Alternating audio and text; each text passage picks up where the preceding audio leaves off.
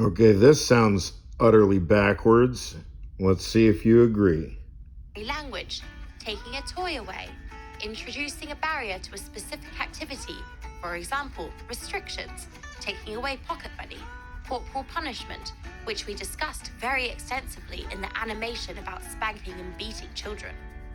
However, when we look at the situation from the child's perspective, if he or she does something that they know will result in a penalty, for example, a console or TV restriction, and the parent does not impose a punishment as a result of a combination of events, the child feels as if they have received a reward. False. It's the same with adults. It is said that if you get away with something without a penalty, one receives the reward of guilt, intense guilt. What kind of a reward is that? The carrots which children are rewarded with are sweets, praise, money, loosening restrictions on the console or the computer, being able to buy anything. At the same time, if the child is aware that they will receive a carrot for certain behaviors, for example, they have cleaned their room, following them cleaning their room, if the parent does not give the carrot to the child will feel... I draw your attention to my exegesis, or whatever it's supposed to be called, my articulation of how it worked with Dale and I, where we had a very, I was going to be ironic and silly, but so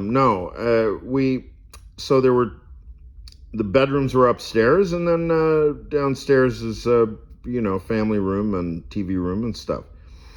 So mainly the idea of the restriction was for me, because I had a kind of a chronic habit of leaving objects downstairs. And so the idea was to impose a 25-cent fine in the morning if there were objects left downstairs. And I don't know if it was ever enforced,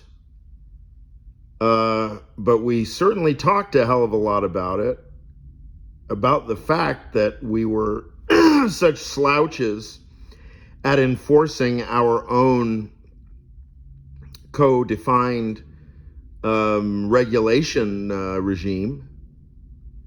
The result was just kind of, very powerful guilt.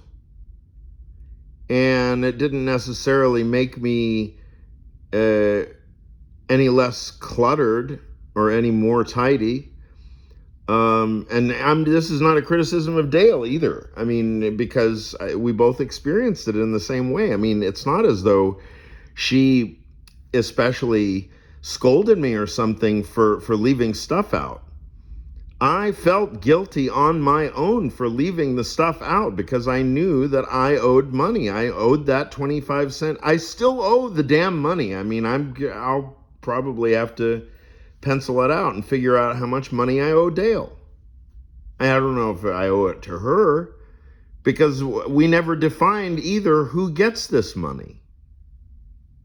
Where does this 25 cents go? Does it go to charity, or does it go to Dale's pocket? We never discussed that. And I guess it would make sense that we never attempted to collect the money, because I suppose if somebody had actually collected the money, then we would start asking, well, where's this money going to go? In other words, who had the authority to demand that fine for the infraction? Disappointed and hurt.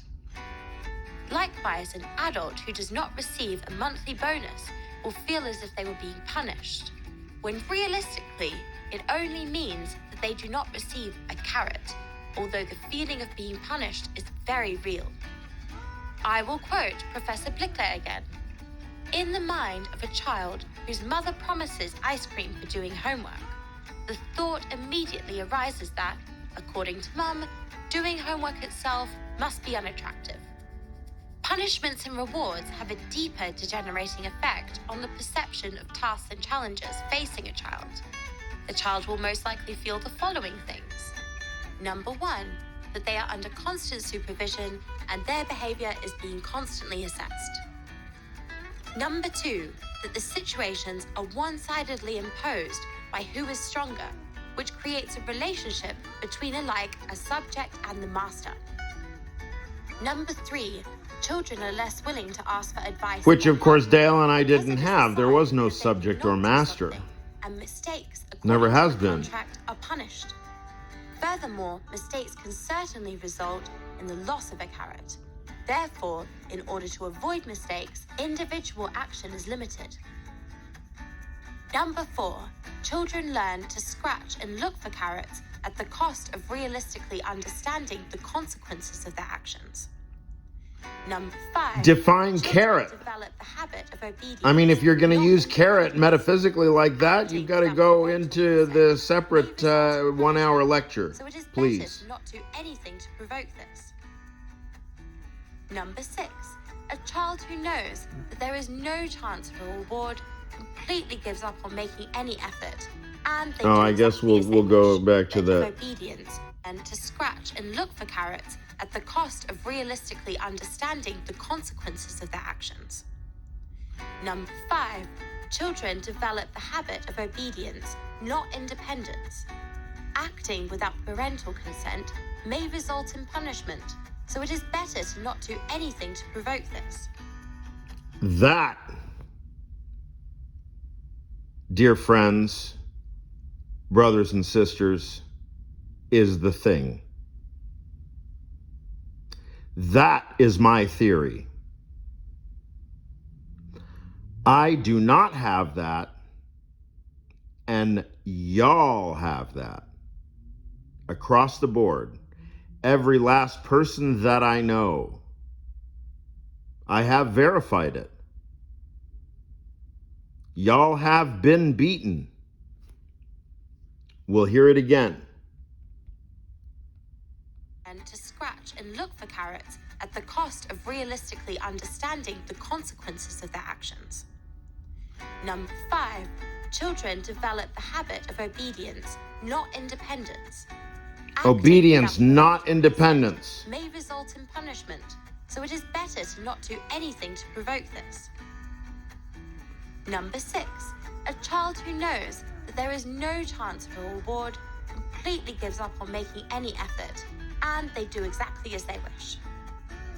Number 7, punishments violate human dignity and automatically generate a desire for retaliation. Number 8, a significantly long punishment can destroy a person, both small and adult, to the level where they resign from the desire to retaliate. Number 9, the child does not learn from their mistakes, but only how to avoid mistakes. Number 10, punishments are often impulsive, and this causes fear in children, and consequently, it causes anxiety.